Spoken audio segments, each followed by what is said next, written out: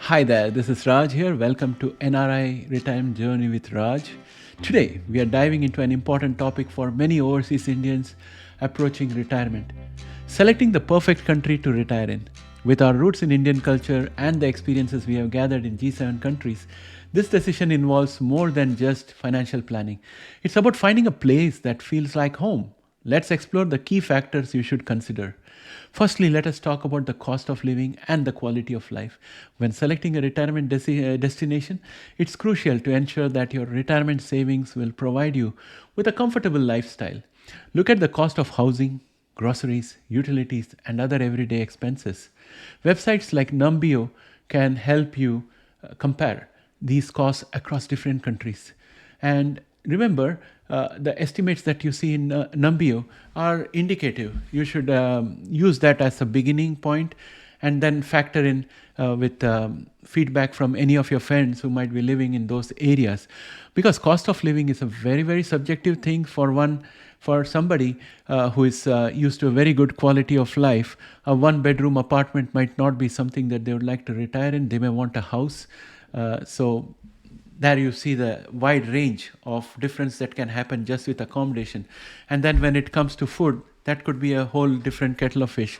So take the numbers that you have in Numbeo and then supplement it with feedback from some of your friends.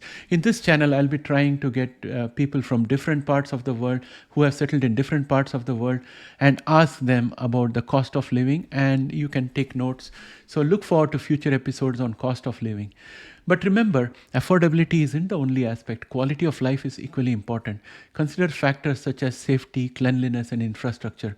A country might be cheap, but if it lacks good roads, reliable public transport, or essential services, it might not be the best choice for you. Also, think about social factors. Is the community friendly? Is there a sense of social support and community engagement? Next, healthcare is another important thing. As we age, access to high quality healthcare becomes paramount. Research the healthcare systems in your potential retirement destinations. Are there hospitals and clinics that meet international standards? Are medical professionals well trained and fluent in English? It's also essential to understand the health insurance options available to expatriates. In some countries, you might be eligible for public healthcare, while in others, private health insurance might be necessary. Make sure you know the costs involved and whether your current health insurance can cover you overseas. Now, when we talk about healthcare, I would like to tell especially Indians who are in the Middle East who are planning to come to Canada. So, if you are a young person with a young family working in the Middle East and planning to come to Canada, I would say go for it. It's really good. But if you're a elderly person who is trying to retire in Canada, then I would say that study the healthcare system very carefully. I live in Toronto, in Ontario, and let me tell you, when you come here, it's going to be very difficult to get a family doctor. You might get a walk-in clinic where you will have to go on a regular basis, and when that walk-in clinic doctors convert that into a regular clinic, you can be grandfathered into it as a patient, and then you will have a family doctor. But then if your family doctor decides to retire, it will be difficult for you to get another doctor. So this is the reality of Toronto. And we have a family doctor with whom we have been there since we came to Canada. We started off with them when they were a walk-in clinic, and then they became a family practice. And we are with them, and we have changed our home. Right now we have to drive 40 minutes to reach our doctor, but we are still with them, because if we leave them, it's going to be difficult to get another family doctor. That's point number one. Second thing is, in Canada, if you have any problem, you have to go to your family doctor, and the family doctor decides whether or not you should see a specialist. And that's a high threshold to meet. And finally, if they decide that you have to see a specialist, depending on the specialty, the waiting time could be anywhere between 15 days to 8 months. So there is a long waiting period. And again, doctors don't work on Saturdays and Sundays. So if you are in a situation where you have a problem during Saturday and Sunday, let us say you have an allergic rash, or the allergy has caused a severe problem with your body, you will have to go to the local emergency in a hospital, and the emergency is going to triage patients who come in before treatment.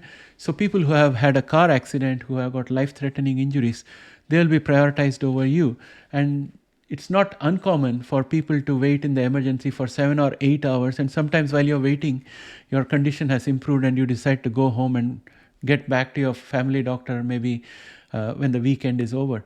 So these are all realities of life in Canada. I love my country. I love the quality of life here, and I stay healthy by walking and exercising and everything. But I would dread if I needed a kidney expert or a heart specialist or something like that. It's going to take a long time to be seen. So this is the fact, my friends. So this is a message for all the Indians in the Middle East who plan to come to Canada for retirement. Now, next, let us look at cultural compatibility. Let's talk about overseas Indian citizens who want to stay connected to our cultural roots. That aspect can significantly impact our happiness in retirement. Because one of the things we have to realize is that when we left India, we took with us, like a time capsule, the sentiments, feelings, emotions, sensibilities, and values of what an Indian was at that point of time. And having migrated abroad, we have clung to it desperately in order to preserve our identity. So while we have been with that identity, that set parameters of thoughts and values for the last 20-25 years, India has made a lot of progress. India has changed, and India has adapted various influences. What was our morals at one point of time has evolved into a different level, and what was acceptable before or unacceptable before has changed. And the way people live, the way they talk, the kind of food they eat, everything has evolved. Nothing is static. So be prepared to find that you are antiquated and you have a lot to learn. So that's very important. I think whenever I go to India, I find that there's a lot of change in India, not only the landscape, but also the value systems, the culture, the morality, the kind of foods that we have, everything. So it's a learning experience. So you have to remember that. And this can make a huge difference in your day-to-day life, from having access to familiar foods and spices to celebrating festivals together. So that's what is the benefit of going back to India. Also, if you're a vegetarian, find out how vegetarian friendly the country is where you're trying to migrate. Are there vegetarian restaurants and grocery stores that sell Indian ingredients? Being able to maintain your dietary preferences without hassles is vital for your comfort and well-being. And this is where Indians who are not vegetarians have an advantage, because they can easily settle down. Their horizon or their scope of countries that they can investigate for retirement is much broader.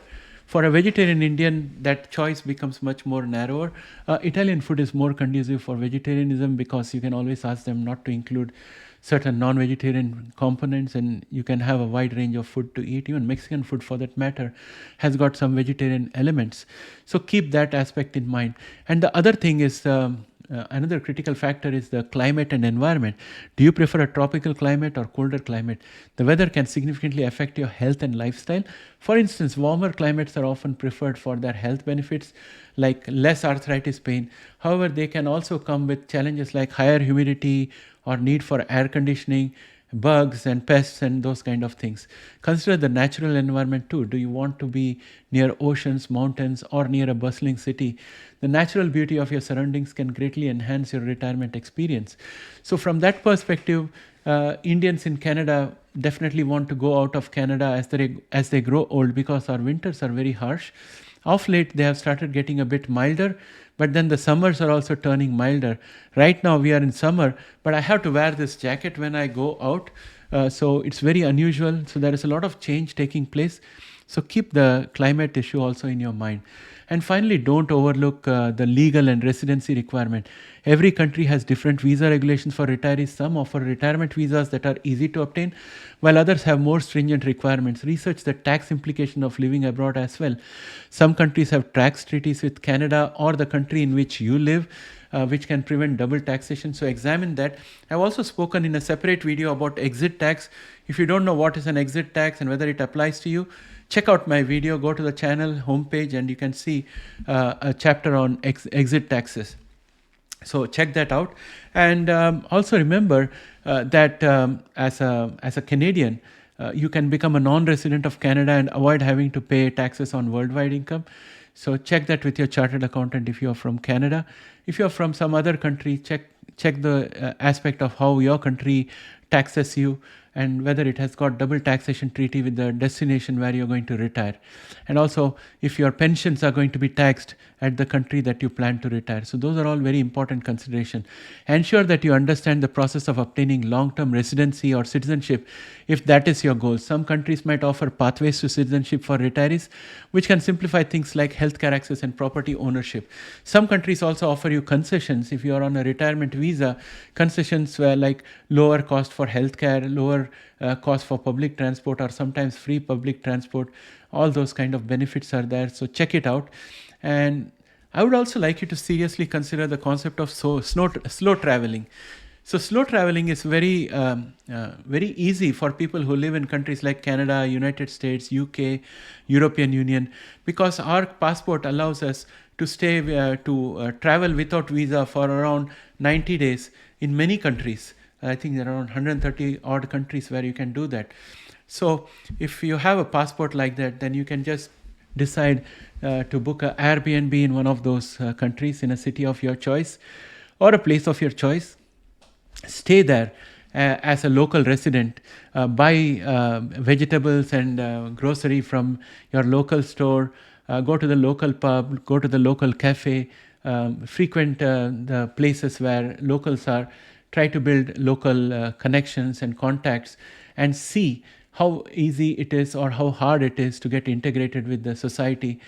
Find out how your social calendar shapes up, and get a feel of how easy or difficult it is to get the kind of foods that you need.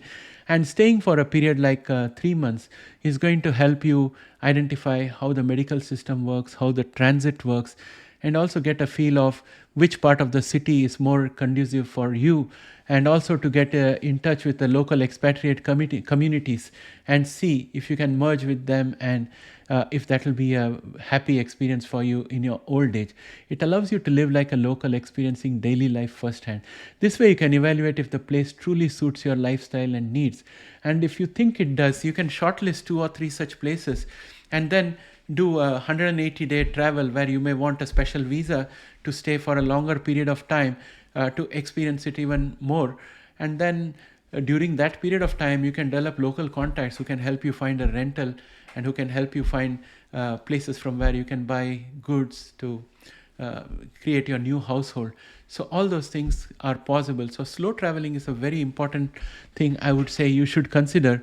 And even if you're deciding to retire in India, you can do slow traveling in India and try to get a feel of where you would like to settle down ultimately. Slow traveling gives you a deeper understanding of the local culture, helps you build a network, and makes it easier to identify any potential challenges you might face. It's a smart way to make an informed decision, reducing the risk of making a costly mistake. Considering retirement back in India is also an option for many overseas Indians. We Indians are quite fortunate. There are many expatriates in Canada who cannot afford to go back to their home country because of political unrest or many other considerations. But for Indians, it's amazing that you can go back to a vibrant India, and many of us might also consider returning to India. So let's weigh the pros and cons. The pros include a strong cultural and familial connection, access to familiar foods and tradition and lifestyle, and a generally lower cost of living compared to many Western countries. Reuniting with our childhood friends with whom we have shared experiences growing up. They may be from our neighborhood, they may be from our school or college or post-graduation institution or workplace where we worked together before. So there's a whole lot of connectivity out there, cousins and aunts and uncles and everybody. So it will be amazing. However, there are cons to consider as well. Adjusting to healthcare system and infrastructure can be challenging, especially if your country of domicile has excellent infrastructure and excellent healthcare system. This can be a big challenge for you when you go back to India. But on the other hand, if you're willing to spend in India, you can get a whole lot of choice for your medical needs and various levels of comfort. So you have to check out for yourself. Slow traveling will help you to evaluate that. Navigating the bureaucratic process for returning Indian citizens might require patience. And if you add social dynamics to the mix, then the social dynamics might have changed since you left and it would require you to make some readjustments. For example, popular retirement destinations in India could include cities like Pune, Bangalore, and Chennai, which offer urban amenities and vibrant communities. Hill stations like Dehradun and Shimla provide a tranquil lifestyle, while coastal areas like Goa and Kerala are perfect for beachside living. What is it that appeals to you? India is something for everybody, from Kashmir to Kanyakumari and from Gujarat to West Bengal. So much of different cuisine, different lifestyle, different cost of living. There is so much to choose from. So India becomes another option to seriously look for overseas Indians. In conclusion, I would say that selecting the right country for your retirement is a deeply personal decision that goes beyond just financial consideration. It involves evaluating multiple factors to ensure a favorable and comfortable retirement. For overseas Indian citizens, finding a balance between maintaining cultural ties and enjoying the benefits of a new environment is crucial. Whether you choose to slow travel or consider returning to India cold turkey, the goal is to find a place that truly feels like home during your golden years. Thanks, my friends, for watching. If you have watched it so far, I hope this guide helps you make an informed decision about your retirement destination. I'm going to cover each of the aspects I spoke in this in a separate video in depth. So please come back, press the subscribe and notify button so that you do not miss any other videos.